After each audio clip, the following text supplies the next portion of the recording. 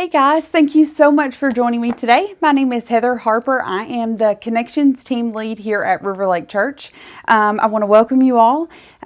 So I am super excited. I have been asked to share a verse in the Bible that means a lot to me, that is special to me, and after a lot of thought and prayer, I think I have finally come up with the one that means the most to me.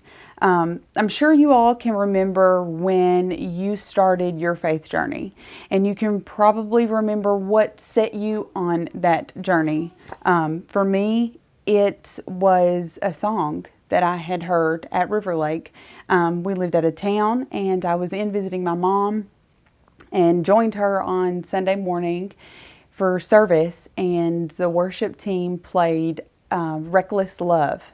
And there was a part in that song that just really set with me, and it was He Left the 99. And so that sent me on the journey to find that in the Bible and to figure out what it was and what it meant.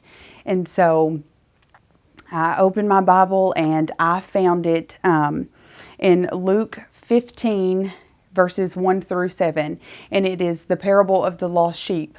And Jesus is explaining to the Pharisees and the lawmakers why he sits and eats dinner with sinners. And he uses the parable of if you were a sheep owner and you had 100 sheep and one of them went missing, wouldn't you go into the wilderness and find the sheep? Wouldn't you leave the 99 that were good? They were packed together, they were good, they were safe. Wouldn't you leave them and go find the one that was lost and the one that isn't safe and that isn't good? And at the time, I was a lost sheep. I was not where I needed to be in life. I wasn't really on a walk with God at all. I wasn't in a horrible place. I just wasn't where I needed to be a good example for my girls, to be the best me I could be. I was not where I needed to be. And I feel like that He left the 99 in the song, that resonated with me for a reason, so that I would go find this parable and read it and grow to love it. And I come back to this parable daily. I mean, it's sometimes hourly, depending on my day and depending on how I feel. I come back to this, and for me, it's overwhelmingly wonderful to know that no matter where we are at in life, no matter what we've got going on, He will come for us if we're lost. And He didn't die. Jesus did not die on the cross for perfection. He will come to us wherever we're at in life. He will leave the 99 for us and come to you exactly where you're at. And to me, that is one of the greatest things to know. That no matter where I am, no matter what I've got going on, I've always got Him. Always. No matter if I have nobody else to turn to, I can turn to Him.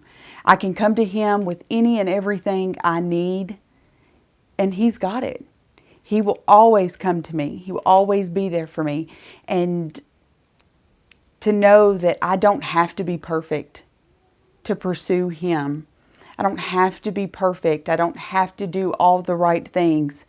Because isn't it in life we feel like we have to be perfect at everything. We have to be good at everything we do. And to know that this one thing I don't have to be perfect about. That, to me, it's wonderful. It's wonderful to know that I don't have to be perfect. That I am loved and I am chosen and I am worthy. And I am not perfect because He was. I don't have to be.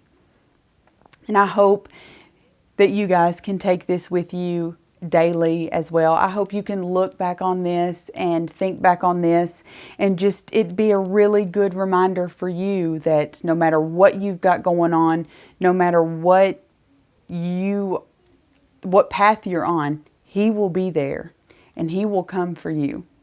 And so I encourage you guys, if you are in a place where you feel like you have to get things lined up before you can come to church and to pursue Him, I encourage you, I want you to know that you don't have to have it together. You do not have to have everything together and be perfect in order to pursue a walk with God.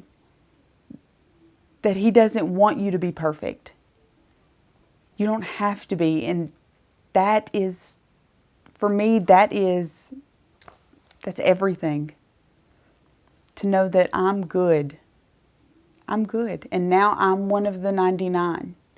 And I know that He will leave me to go find someone else. And what really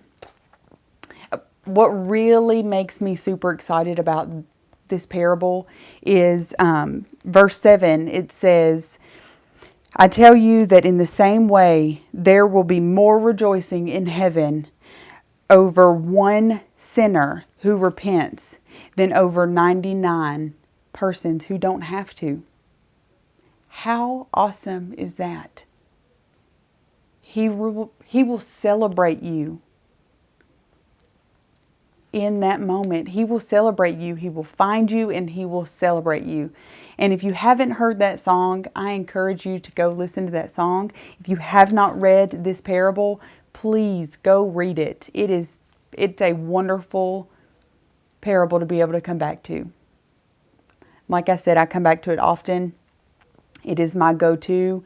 If I'm feeling down, if I'm feeling not worthy and broken, I can come back to this and know that I am good.